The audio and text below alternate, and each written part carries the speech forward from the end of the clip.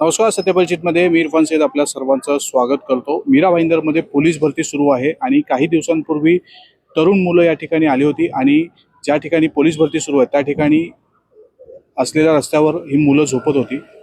या बातम्या प्रसारमाध्यमांमध्ये आल्यानंतर इकडच्या काही राजकीय नेत्यांना जाग आली आणि त्यांनी यांची सुविधा मीरा भाईंदर महानगरपालिकेच्या एका हॉलमध्ये केली होती.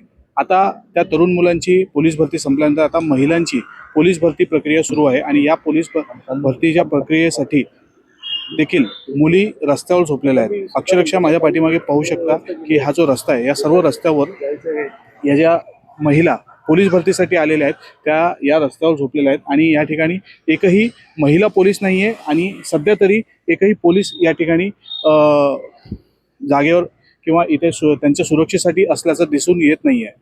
फक्त एक शासकीय नोकरी मिळण्यासाठी पोलीस भरतीमध्ये पोलिसाची नोकरी मिळवण्यासाठी महाराष्ट्राच्या प्रत्येक कानाकोपऱ्यातून किंवा प्रत्येक जिल्ह्यामधून आलेल्या या महिला आहेत, मुली आहेत, तरुण मुली आहेत आणि या ठिकाणी एक शासकीय नोकरी मिळवण्यासाठी त्या अक्षरशः रस्त्यावर झोपल्यात.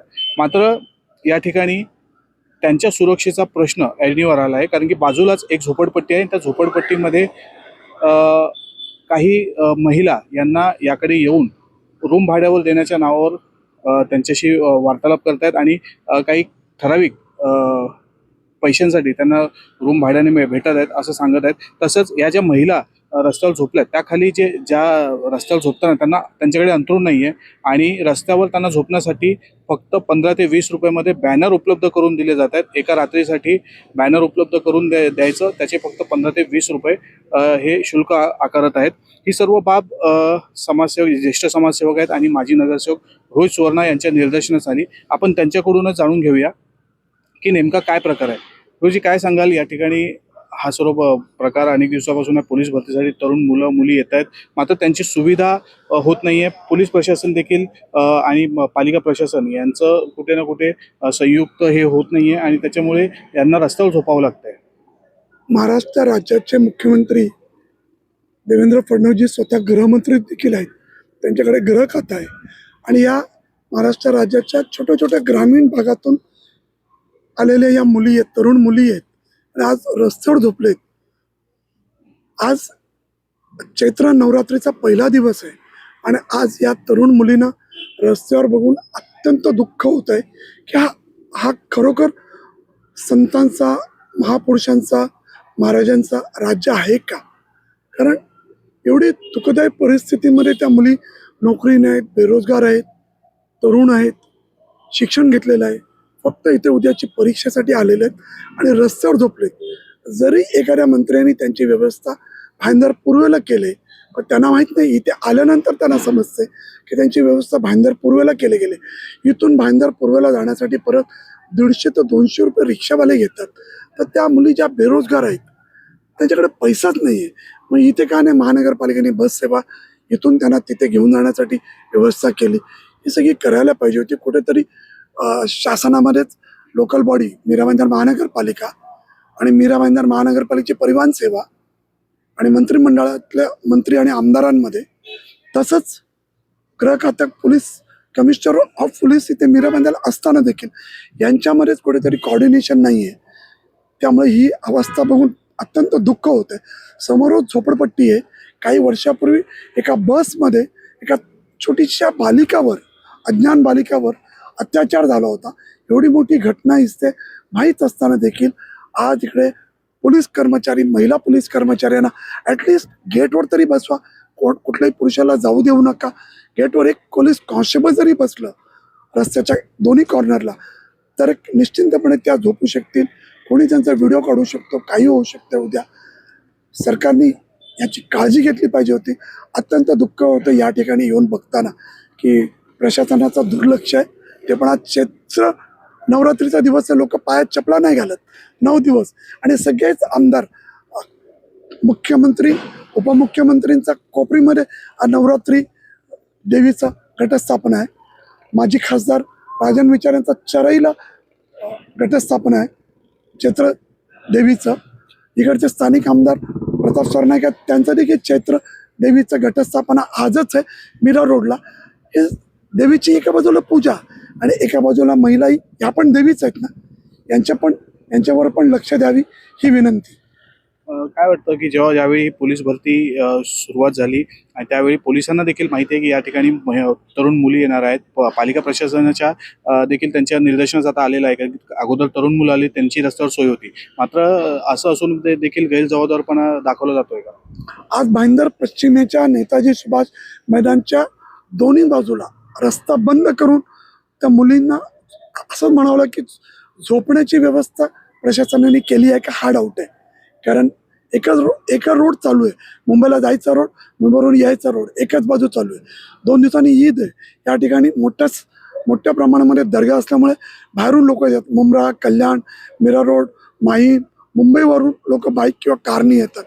अशा ठिकाणी ह्या रस्त्यावर झोपलेत, एखादी मोठी घटना होऊ शकते. पोलिसांचं या ठिकाणी पूर्णपणे दुर्लक्ष आहे. येतात 2 मिनिटाला बघून जातात, सांगतात आमचं लक्ष आहे. काय लक्ष आहे काय? 2 कॉन्स्टेबल बसवा ना इथे रात्री त्या एंडला आणि या एंडला, तर कमीत कमी निश्चिंतपणे झोपू शकतील. यांच्याकडे मोबाईल रिचार्ज करायला देखील चार्जिंग करायला देखील पॉईंट्स नाही आहेत किंवा आजूबाजूला झोपडपट्ट्यांमध्ये 100-200 रुपयाला घर मिळतात. आता त्या घरामध्ये पण सुरक्षा आहे का याची काय गॅरंटी आहे? उद्या एखादी घटना झाली, मीरा भाईंदर शहर बदनाम होईल. तर ह्या सगळ्या गोष्टीवर प्रशासनाने, स्थानिक पॉलिटिकल पार्टीच्या नेत्या लोकांनी लक्ष द्यावे.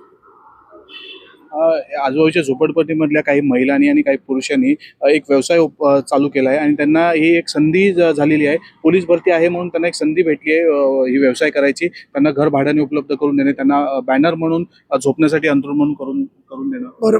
बरोबर आहे. मी स्वतः बघितलं 8-8:30 वाजता काही तरुण पोरं बॅनर भाड्याने देत होते, 15 रुपये 20 रुपये. आणि महानंदाचं दुधाच्या केंद्रामध्ये आज फ्रीज पण ठेवलं गेलं, चहा पण बनवत आहेत, सगळ्या प्रकारची नाश्ता बिष्टा सगळं मिळते, पाण्याच्या बाटली पिटली सगळं. महापालिकेने कशाला दिलं?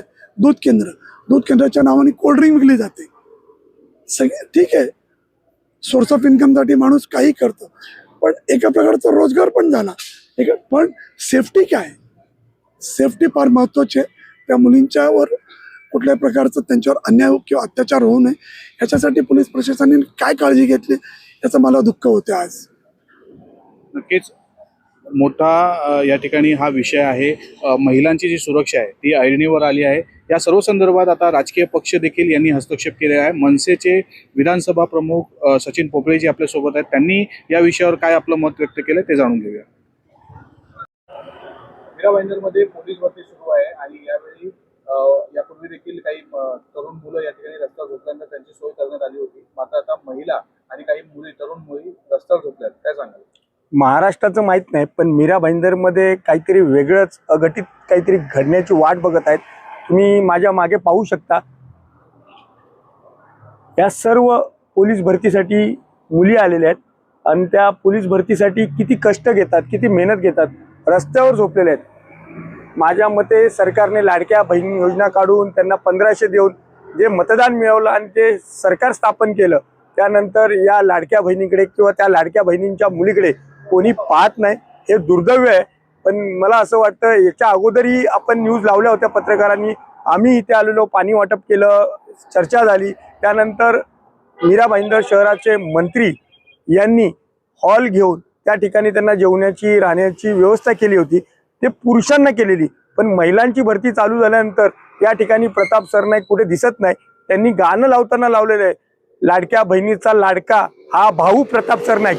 पण तुम्ही पाहू शकता या सगळ्या लाडक्या बहिणींच्या मुली, लाडक्या बहिणी या रस्त्यावर झोपलेल्या आहेत. हे प्रताप सरनाईकला दिसत नाही का किंवा त्यांच्या कार्यकर्त्यांना? या अगोदर तुम्ही न्यूज चॅनलवाल्यांनी, मीरा भाईंदर शहरातल्या सर्व न्यूज चॅनलनी बातम्या केल्या होत्या, मोठ्या मोठ्या गावा केला होता की प्रताप सरनाईकनी हॉल बुक केले, त्यांना यायला जायला बस ठेवली, तेव्हा जेवणाची सोय केली. ते केलं, त्याबद्दल अभिनंदनच. पण या घटना घडतात. या ठिकाणी तुम्ही पाहू शकता रस्ता आहे, आजूबाजूला झोपडपट्टी वसते, या महिलांच्या सुरक्षेचाही प्रश्न निर्माण होतो. जर महिलांना उद्या काय अघटित घडलं तर त्याला जबाबदार कोण? या ठिकाणी टॉयलेट बाथरूमची सोय नाही. आता मला वाईट वाटतं, माझ्याही घरी बायको आहे, बहीण आहे, आई आहे, पण या ठिकाणी रस्त्यावरच समोरच्या साईडला जाऊन एका कोपऱ्यात महिला, या बहिणी माझ्या, की उघड्यावरच स्वच्छ करतायत, उघड्यावरच बाथरूम करतायत. हे कुठेतरी न पटण्यासारखं आहे.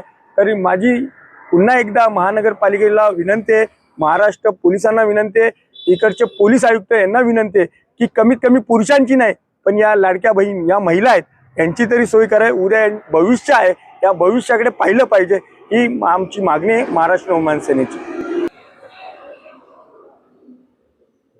बघितलं असेल की पोलीस भरतीसाठी आलेल्या आमच्या लाडक्या बहिणी सरकार मोठ्या मोठ्या घोषणा करतात, मोठे मोठे फलक लावतात, त्यात करोडो रुपये खर्च करतात लाडके बहीण योजना.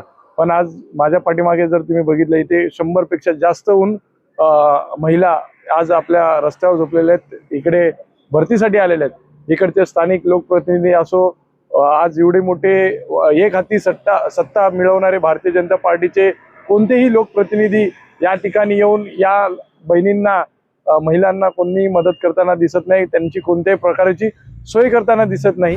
आणि या ठिकाणी एकही महिला पोलीस कुठेही तुम्हाला दिसणार नाही. खूप निर्लज्जपणा या ठिकाणी दिसतोय, कारण आपली सुरक्षा रस्त्यावर अशा पद्धतीची ही परिस्थिती झालेली आहे. आपली सुरक्षा स्वतःच आपल्याला करायची आहे. इथे कोणत्याही प्रकारचे पोलीस दिसत नाही आपल्याला. माझी विनंती आहे, इकडचे पोलीस आयुक्त साहेब यांना विनंती आहे की तत्काळ या ठिकाणी लक्ष देऊन ज्या काही तुमचे दुर्लक्ष जिथे होते त्या महिला सुरक्षा या ठिकाणी महिला पोलीस असल्या पाहिजे. जसं की आपण पाहिलं, ज्येष्ठ समाजसेवक रोहित सुवर्णा आणि मनसे नेते सचिन पोपळे यांनी हा मोठा एक मुद्दा उपस्थित केलेला आहे की या ठिकाणी पोलीस भरतीसाठी आलेल्या ज्या महिला आहेत आणि तरुण मुली आहेत त्या रस्त्यावर झोपलेल्या आहेत. ज्यावेळी महिन्याभरापूर्वी जेव्हा पोलीस भरती सुरू होती त्यावेळी ज्यावेळी तरुण मुलं या ठिकाणी होती तेव्हा पोलीस इथे उपस्थित होते. मात्र आता महिलांची आणि तरुण मुलींची जेव्हा भरती प्रक्रिया सुरू झाली आहे यावेळी इथे एकही पोलीस अधिकारी उपस्थित नाही आहे. फक्त दर अर्ध्या तासाला किंवा एका तासाला पोलीस येत आहेत, 1 किंवा 2 पोलीस येत आहेत, बघतायत आणि परत जात आहेत.